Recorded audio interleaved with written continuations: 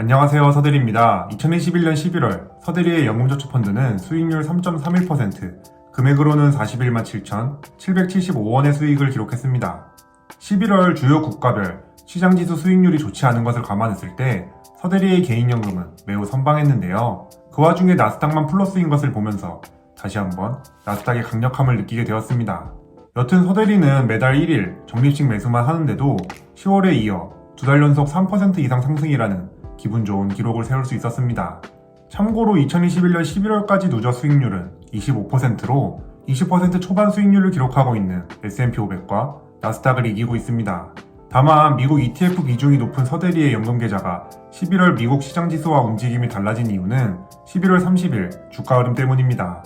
미국 시간으로 11월 마지막 날인 30일에 주요 지수가 급락했지만 국내 상장 해외 ETF들은 11월 1일에 이런 흐름이 반영되기 때문에 약간의 시간차가 발생합니다.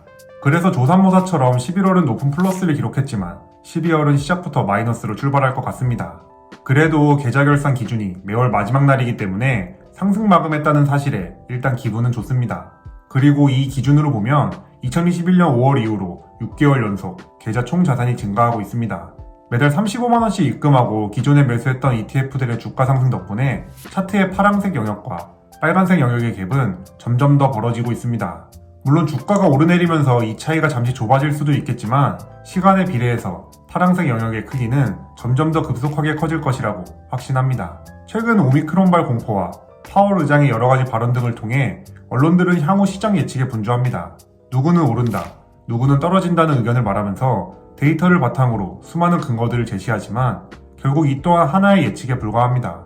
하지만 한 가지 확실한 사실은 결국 시장은 우상향한다는 점이죠. 그렇기 때문에 주변 소음에 신경 쓰지 않고 앞으로도 연금저축펀드는 매월 적립식 매수로 ETF들을 모아갈 계획입니다.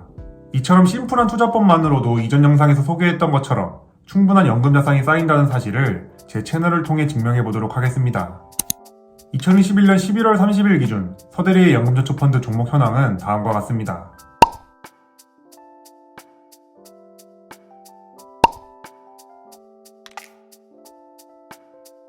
연금계좌가 11월에 상승할 수 있었던 이유는 나스닥 ETF의 폭풍 상승 덕분입니다. 서대리의 연금계좌 절반이 나스닥 ETF인데 나스닥 ETF는 11월 한 달간 무려 6.1%나 상승했기 때문이죠.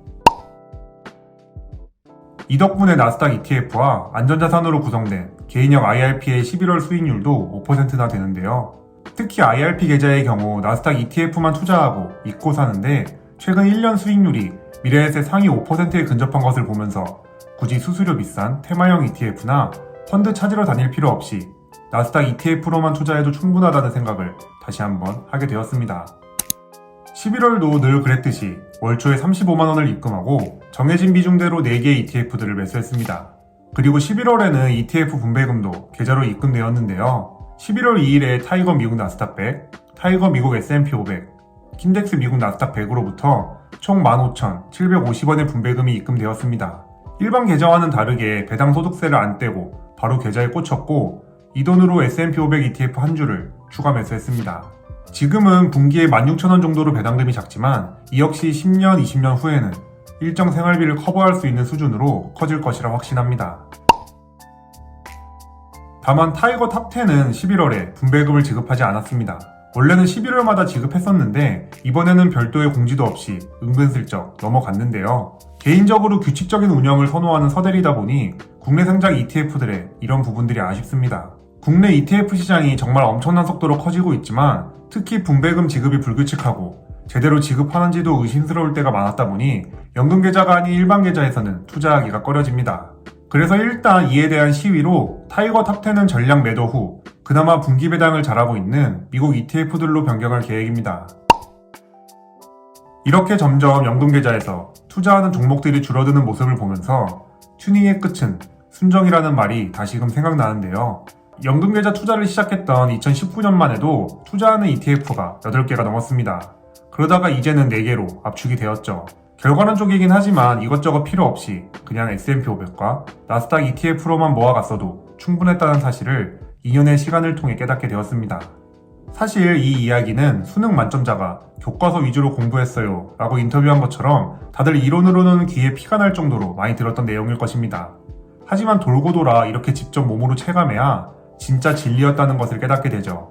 그래서 서대리는 연금을 수령할 때까지 눈이 오나 비가 오나 미국 지수 ETF들을 꾸준히 모아갈 것이고 그 과정을 유튜브를 통해 100% 공유할 계획입니다. 시장지수 ETF만 모아가는 것에 대해 걱정이 되시는 분들이라면 저의 여정을 구경하시면서 이렇게 심플한 방법만으로도 충분히 노후 대비가 될 수 있겠다는 희망을 얻어가시면 좋을 것 같습니다. 미국의 직장인들이 은퇴할 때 10억이 넘는 연금이 쌓여있는 것처럼 우리나라 직장인들도 그렇게 될 수 있도록 계속 공유하고 기록해 나가겠습니다. 그럼 오늘도 긴 영상 시청해주셔서 감사합니다. 제 채널이 구독자님들의 자본주의 라이프에 조금이나마 도움이 되었으면 좋겠습니다. 지금까지 서대리였습니다.